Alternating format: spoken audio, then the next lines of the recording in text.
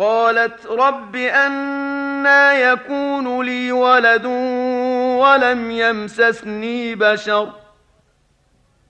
قال كذلك الله يخلق ما يشاء إذا قضى أمرا فإنما يقول له كن فيكون ويعلمه الكتاب والحكمة والتوراة والإنجيل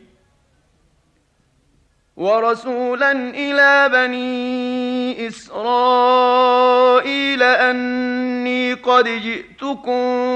بآية من ربكم أني أخلق لكم من الطين كهيئة الطير فأنفخ فيه فيكون طيرا بإذن الله وأبرئ الأكمه والأبرص وأحيي الموتى بإذن الله وأنبئكم بما تأكلون وما تدخرون في بيوتكم إن في ذلك لآية لكم إن كنتم مؤمنين ومصدقا لما بين يدي من التوراة ولأحل لكم بعض الذي حرم عليكم وجئتكم بآية من ربكم